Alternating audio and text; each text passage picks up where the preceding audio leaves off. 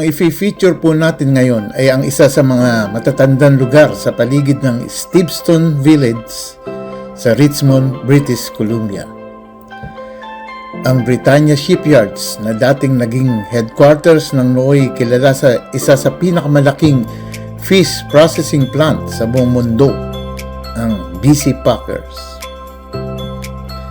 Ang negosyo ng salmon canneries ay nagsimula sa isang lugar ng Delta at New Westminster, isang lugar din ng British Columbia noong 1870s, at ito ay nalipat sa lugar na ito noong 1887. Naging masagana ang negosyong salmon canning at biglang humupa noong 1890 na magkaroon ng maraming maliliit na namumuhunan para sa paggawa ng mga bagong canneries.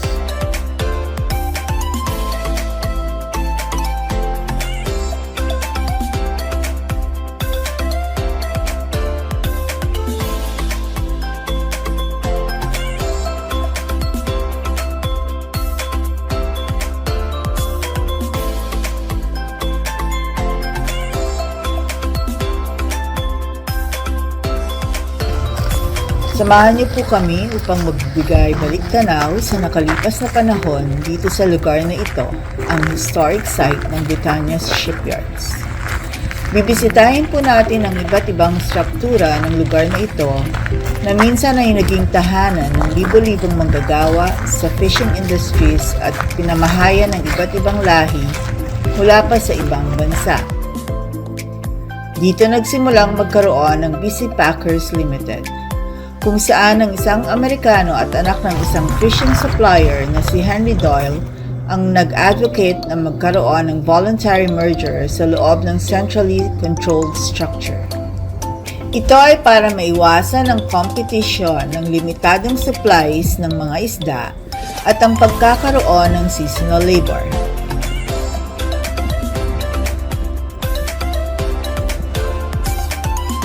Ang Japanese duplex na ito ang kahuli-hulihang klase ng struktura dito sa Steveston waterfront. Isa lamang ito sa 16 na nooy tinirahan ng mga Hapon na empleyado ng Phoenix Cannery. Ito ay nahahati sa 2 kwarto sa ibaba ng bahay at gawaan ng netted gear storage sa itaas nito.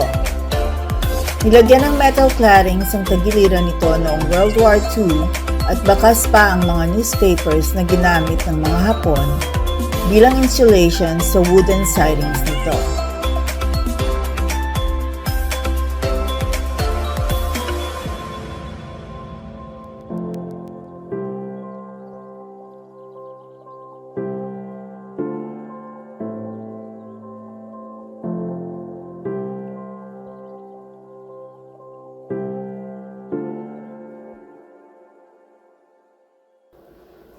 Pakinggan po natin ang maikling kaalaman mula sa ating nakapanayam na volunteers sa lugar na ito.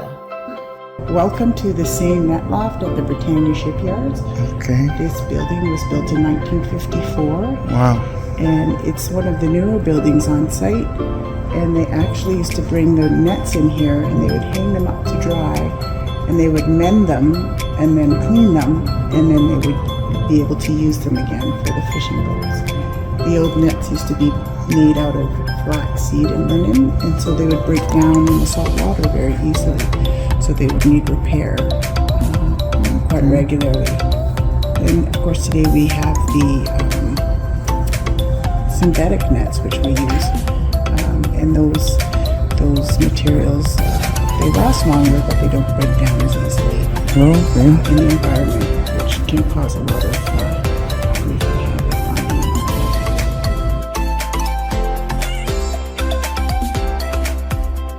Itong si Mr. Doyle ay nakipag-usap kay Emilius Jarvis, isang investor banker na taga Toronto, upang magawa ang merger na ito sa buong probinsya ng BC. Noong spring ng 1902 ay nakabili sila ng 42 canneries at ng 2 cold storage facilities at syempre pa ang makipagsundo sa mga iba pang kumpanya. Isa sa kanilang plano ay ang ibenta ang kanilang mga assets sa newly formed underwriting group at para sa tax purposes ay i-register nila sa New Jersey, USA.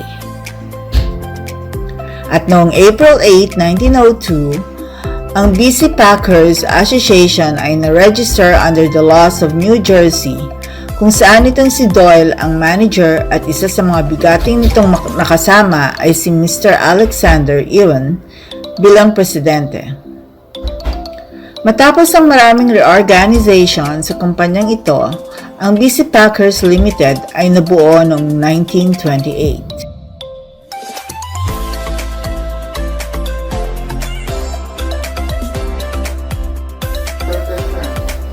Ang sumunod po nating binisita ay ang Murakami House. Ang mag-asawang Otokishi at Asayo Murakami ang nanirahan dito kasamang 10 nilang mga anak mula 1929 hanggang pumutok ang World War II noong 1942.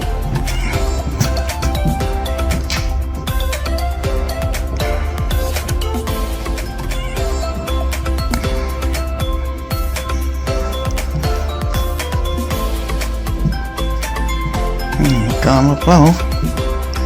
Tulog muna tayo. Isa sila sa may 250 Japanese families na nanirahan sa Steveston waterfront.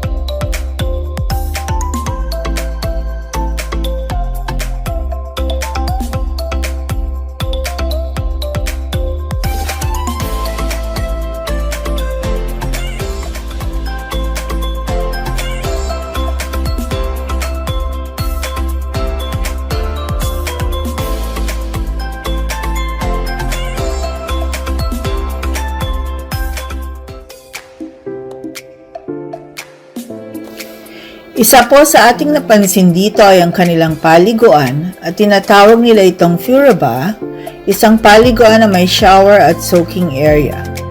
Kapag nagsabon ka sa soaking area, ay maghuhugas ka sa shower na katabi nito. Itong bahagi ng bahay na ito ay ginawa ni George Murakami na nagawa sa cedar or cedar wood upang magaya ang kanilang Furaba. Pakinggan po natin ang maikling narration ng mga taong natira sa bahay na ito.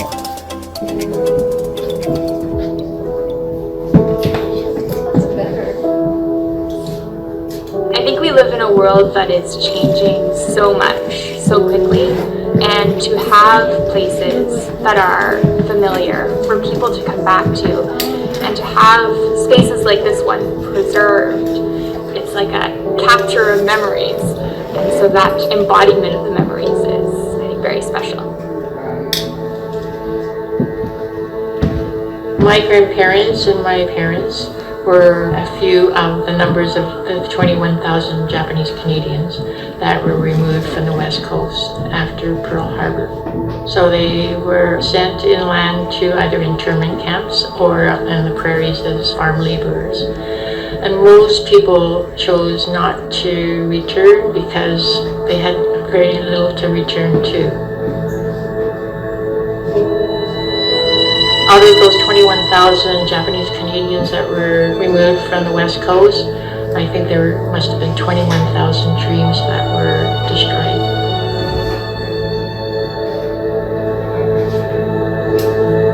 I think this place represents the community as it was in the early 1900s, and it shows or tells the story of all these communities interacting together, and the same is true today. So many cultural communities in Canada have this interwoven experience, and this is a historical example of that.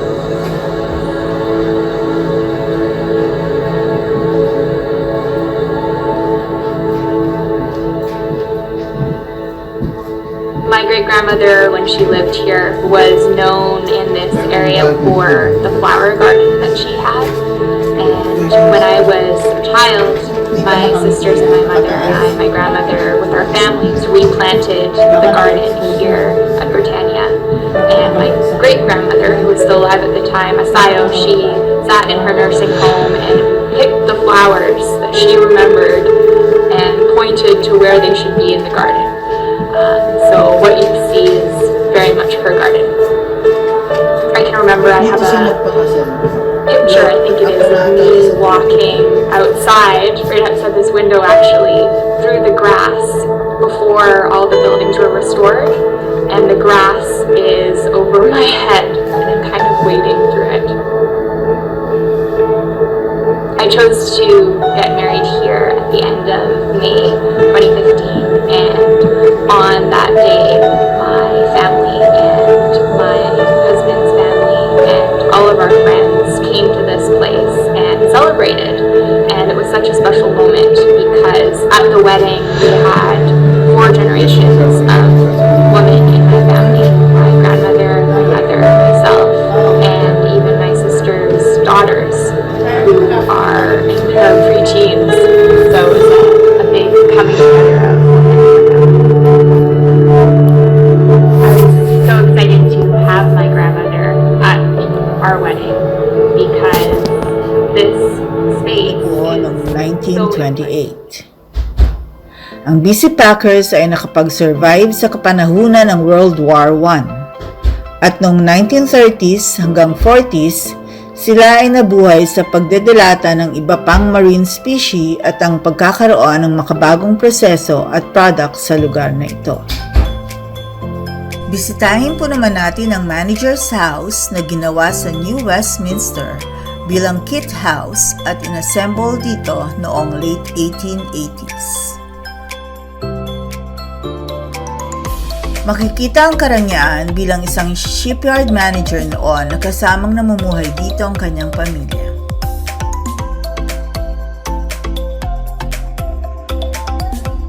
The typewriter ng tatay.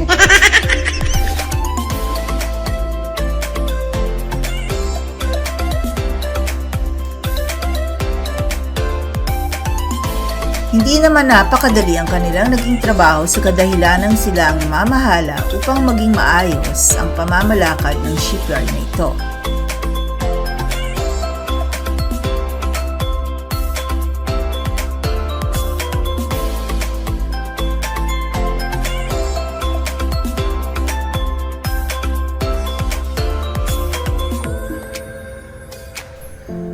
Si George Shorey ang manager na nag-convert sa cannery upang maging shipyard noong 1917. At noong 1919 ay siya ang naging manager ng machine shop sa shipyard na ito hanggang siya ay magretiro.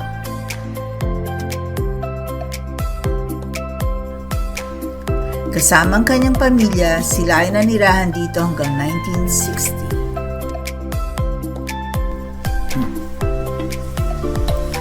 Ang sumunod po ng ating binisita ay ang Men's Bank House kung saan ay nagkakasya ang 15 katao kapag fishing season.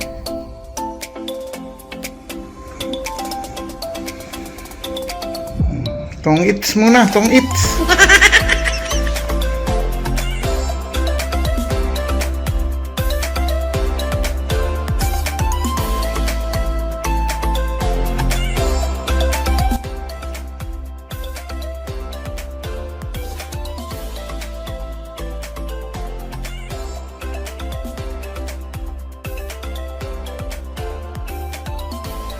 Makikita dito ang pamumuhay bilang isang fish worker na malayo sa kanilang mga pamilya. Para na rin sila magkakapatid dito.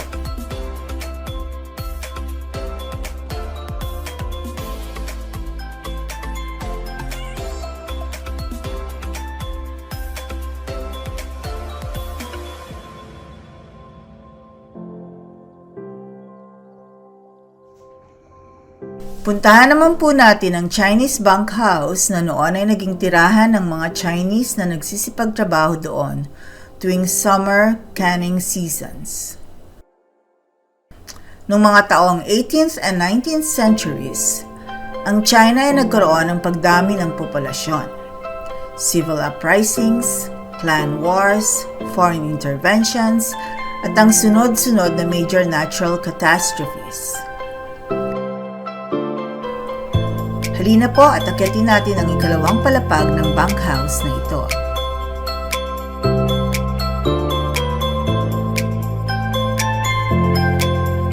Dito po makikita ang iba't ibang kagamitan ng mga manggagawa noon.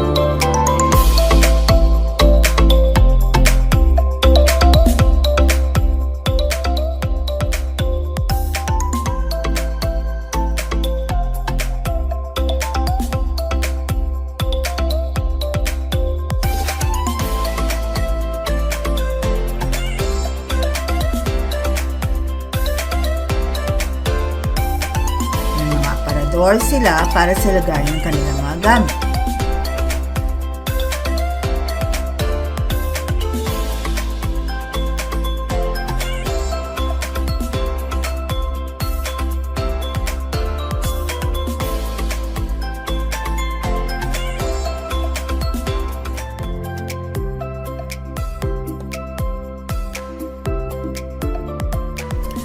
Makikita rin po natin dito ang mga kama na gawa sa kahoy at karamihan ay double-deckers.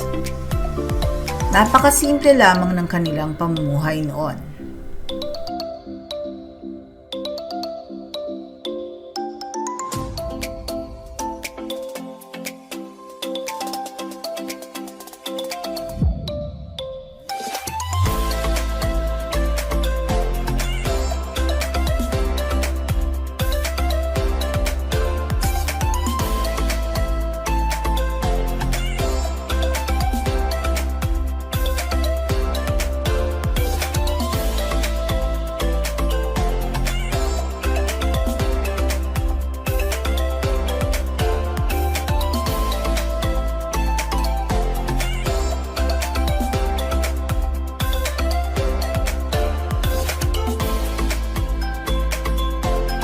Marami sa kanila ang naghirap na siyang naging dahilan upang mag-asang na magtrabaho sa labas ng kanilang bansa.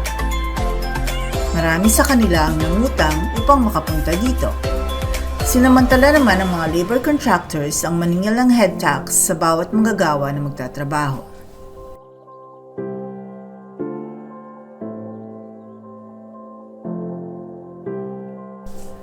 Karamihan sa kanila ay galing sa southern coastal province ng Guangdong at Fujian.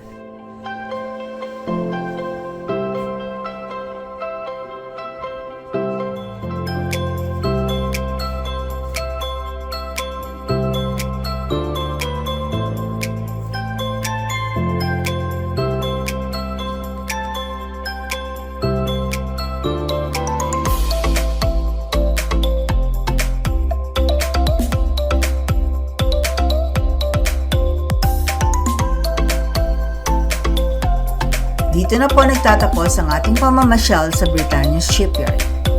Sana po ay nagustuhan ninyo ang video nito at may napulot kayong kaalaman sa ating nakaraan. Maraming salamat po.